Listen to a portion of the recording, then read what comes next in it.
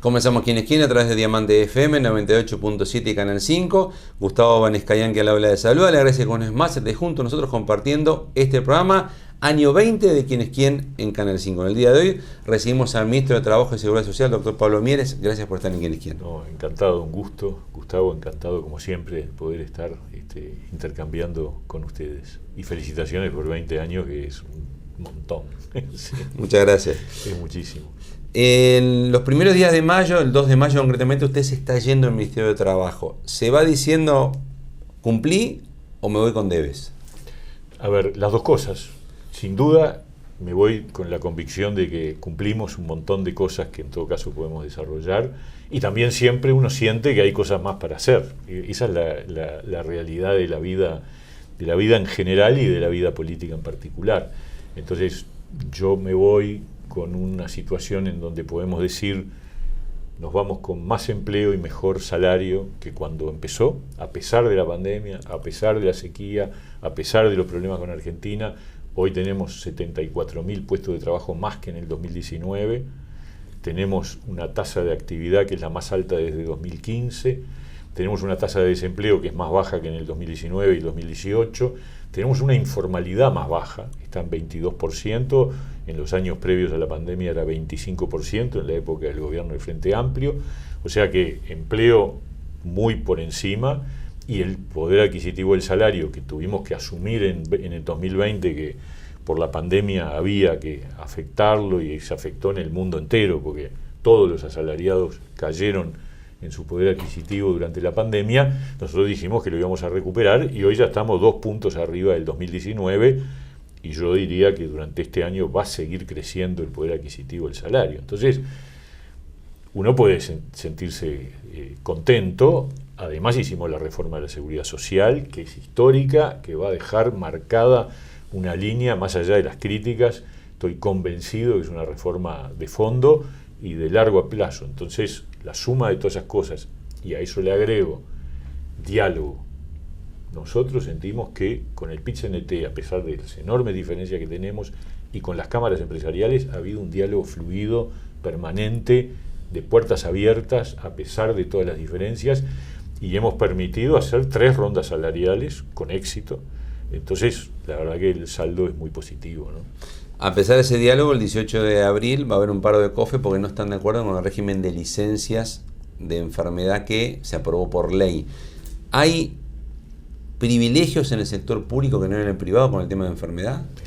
Había 2 regímenes distintos, sí, y va a seguir habiendo 2 regímenes ¿pero uno distintos. Es más privilegiado que el otro? Y había uno que era mucho más beneficioso, digamos, con ventajas que incluso generaban la sensación de que para aquel que no es un tipo honesto, era una oportunidad, porque si vos te certificás por razones de salud y cobrás lo mismo que si estuvieras trabajando, hay una tentación ahí complicada. Eso estaba planteado desde el 2020.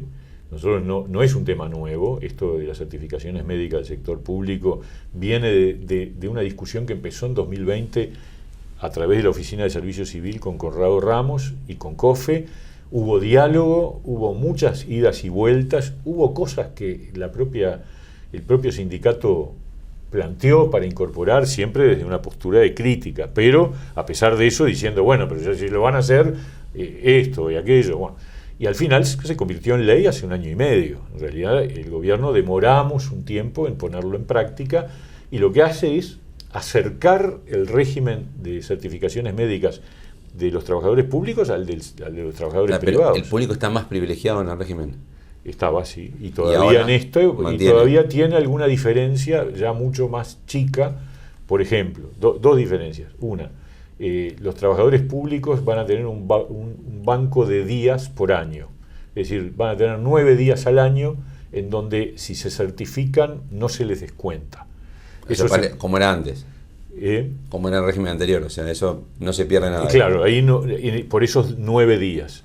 Después de pasados esos días, que pueden ser todos juntos o separados, van a cobrar el 75% de su salario, el privado tiene 70, o sea que hay una pequeña diferencia. Pero entramos en una lógica. Pero no más tiene parecida. los 3 días que el privado no tiene, que los 3 primeros días no se los cubre nadie. El privado, bueno, salvo que haya convenios colectivos, que es verdad lo que dice COFE, que en muchos casos, en unos cuantos casos, pero la mayoría de los trabajadores privados, los 3 primeros días que se certifican, no se les paga.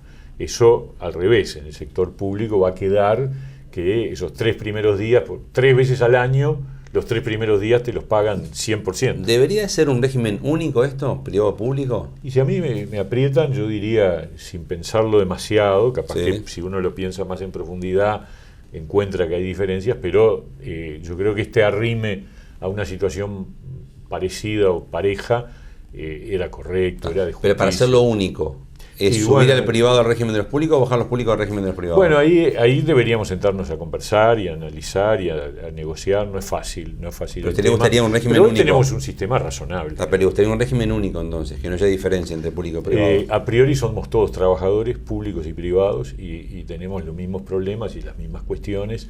Y si se quiere, el trabajador público tiene la ventaja de la inamovilidad en muchos casos, no en todos, pero en muchos casos, mientras que el trabajador privado no. Entonces, ¿la respuesta es sí, régimen único de licencia por enfermedad? En algún momento deberíamos discutirlo. Y llegar a eso.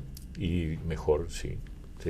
Hablaba usted de la informalidad que está en el 22% según el Instituto Nacional de Estadística. Muchos de los trabajadores informales están de esa forma porque les cuesta entrar en los mecanismos formales. Sí. Pequeña empresa, monotributo, los mecanismos que ya están establecidos porque su trabajo es muy variable. Puede haber 3 meses que pueda pagar el monotributo y al 4.º mes no consigue la changa, lo que sea, y no lo puede pagar. Habría que hacer un sistema, como se hace con los celulares, tipo prepago, que uno pueda, cuando tiene la changa, aportar y cuando no tiene, no aportar y no obligar fijo a algo. A ver, primero, una cosa que me parece importante destacar. Nosotros logramos bajar la informalidad y eso en el mundo entero es una sorpresa porque después de la pandemia, durante la pandemia la informalidad cayó en el mundo entero porque la gente se retiró del mercado, no trabajaba, no tenía dónde trabajar además, pero cuando volvió la normalidad, los niveles de informalidad volvieron a los niveles prepandemia o más altos incluso en muchos países. En Uruguay no, en Uruguay quedamos abajo. Yo siempre pensé que eso tenía que ver con un efecto de demostración, que fue que la pandemia puso en evidencia la importancia de la formalidad en Uruguay, porque tenemos un régimen de cobertura, de protección realmente que ya estaba disponible, que nosotros lo reinventamos, lo ampliamos, le agregamos cosas nuevas. Yo me acuerdo que al otro día de la declaración de emergencia sanitaria, el 14 de marzo, anunciamos que aquel que estaba cuarentenado se amparaba al subsidio por enfermedad. O sea, dejaba de ir a trabajar, pero cobraba el 70%. Eso en el mundo, en América Latina, bueno, todo eso ayudó, yo creo, a que mucha gente valorara la formalidad. Lo cierto es que hoy tenemos 22% y es la cifra por lejos más baja de América Latina. Una anécdota, en la última conferencia de trabajo, en una reunión bilateral con un ministro de Trabajo de otro país de América Latina, yo le dije, bueno, nosotros estamos en el 22%, de 21% en aquel momento de informalidad, y me dice, nosotros estamos al revés. O sea, el 21% era formal, el resto eran todos informales. Bueno, América Latina, Uruguay está lejos. Con el resto, con los países más desarrollados, bueno, los países más desarrollados tienen un promedio que está un poco más abajo que el nuestro, 11, 12%. O sea que hay trabajo para hacer, pero estamos muy bien. Pero los mecanismos... Eso es parte de nuestro... Cuando vos me decís, hay debes, bueno, uno de mis debes es que a mí me hubiera gustado, y como partido independiente en la campaña lo vamos a promover, es establecer algún equivalente al seguro de paro para las unipersonales que cesan su actividad.